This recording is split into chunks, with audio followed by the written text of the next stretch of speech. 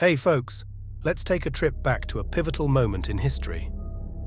On July 1st, 1946, a B-29 bomber roared from Kwajalein Atoll, carrying a chilling payload, a Fat Man nuclear bomb, destined for Bikini Atoll in the Marshall Islands. The atomic age had dawned, casting doubt on the relevance of traditional warfare, including the very existence of the mighty Navy. Operation Crossroads emerged as a defiant response. This experiment aimed to prove the Navy's continued relevance by detonating a 23-kiloton nuclear bomb over a ghost fleet of nearly 100 ships. While many vessels succumbed to the blast, one emerged relatively unscathed, the captured German cruiser Prinz Eugen. Yet this apparent resilience was short-lived. A subsequent underwater detonation proved far more destructive, marking the world's first nuclear disaster, as aptly summarized by chemist Glenn T. Seaborg.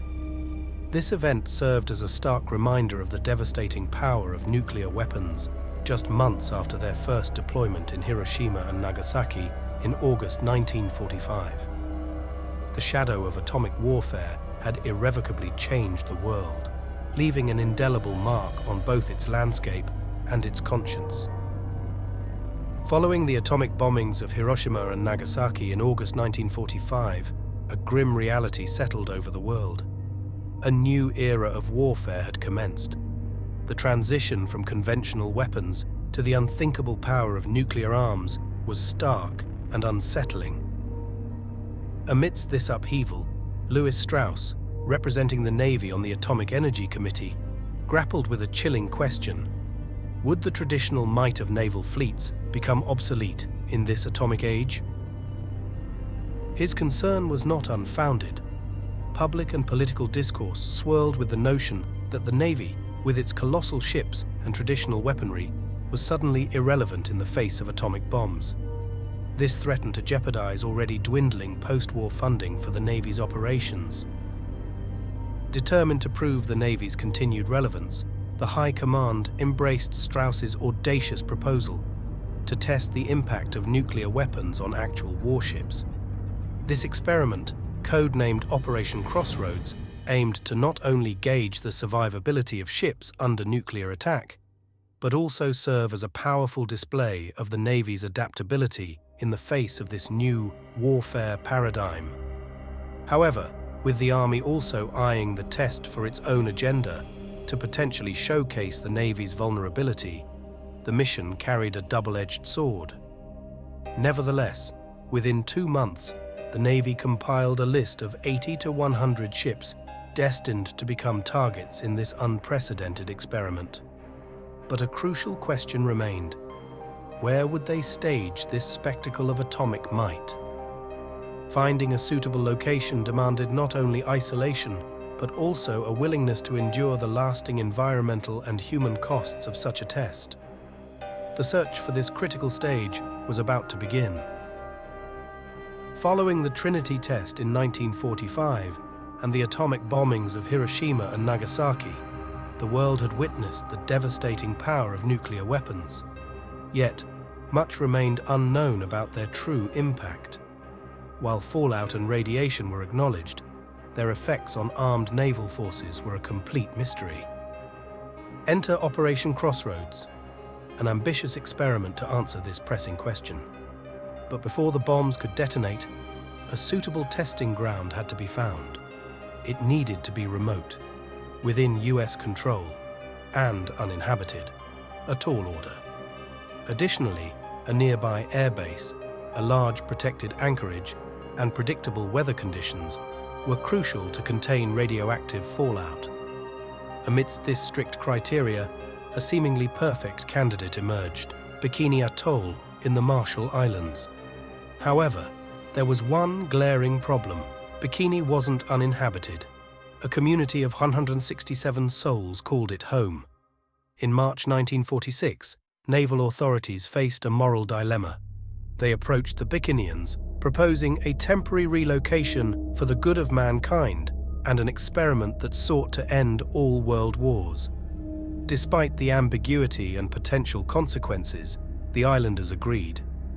They were evacuated to Rongerik Atoll, 120 miles away, leaving their homeland behind for an uncertain future. This decision, though seemingly necessary for scientific advancement, marked the beginning of a long and painful journey for the Bikinians. Their displacement led to years of hardship, health problems, and a lasting struggle for justice and compensation. While Operation Crossroads aimed to understand the impact of nuclear weapons on ships, its true legacy also encompasses the human cost inflicted on a peaceful community. In the months following the decision to conduct Operation Crossroads, an immense armada materialized. This ghost fleet comprised a staggering 242 target ships and support vessels, complemented by 156 aircraft. Among these targets were 4 battleships past their prime, 2 carriers nearing retirement, 2 cruisers, and a diverse mix of 13 destroyers, 8 submarines, and various auxiliary vessels. Notably, the Ghost Fleet also included captured enemy ships from the war, such as the Japanese battleship Nagato, the cruiser Sakawa, and the German cruiser Prinz Eugen. Beyond ships, the experiment involved various test subjects, ranging from mice to goats. However, the core focus remained on gauging the impact of nuclear detonations on naval vessels. Breaking with tradition, the Crossroads tests became the first nuclear exercises publicly announced beforehand, even extending invitations to observers. This unprecedented transparency attracted an impressive 42,000 military and civilian personnel, eager to witness this pivotal moment in history. Initially paired with the mighty Bismarck, Prinz Eugen embarked on Operation Rheinübung, a daring mission to disrupt Allied commerce in the Baltic Sea. Secrecy was paramount, yet their presence was quickly detected by both Swedish and British forces. A tense game of cat and mouse ensued, the ships racing through fog-shrouded waters with radars switched on, hoping to avoid confrontation. HMS Suffolk, the first to intercept them, chose to wait for reinforcements. This hesitation proved crucial. Prinz Eugen spotted the British cruiser, and a brief exchange erupted, during which Bismarck accidentally disabled its own radar. With their leader blinded, the Germans vanished into the fog. Prinz Eugen now tasked with guiding the crippled Bismarck. This shift in roles had immense consequences. On May 24th, the Battle of the Denmark Strait unfolded. Mistaking Prinz Eugen for Bismarck, the British behemoth HMS Hood focused fire on her, leaving the true threat undetected. Bismarck seized the opportunity, unleashing a devastating blow that sent Hood to a fiery demise. Despite this victory, Bismarck sustained critical damage, forcing a retreat towards occupied France. Alone now, Prinz Eugen continued the mission, dodging enemy convoys and pressing deeper into the Atlantic. However, fate intervened. Engine failure forced her to seek refuge in a French port.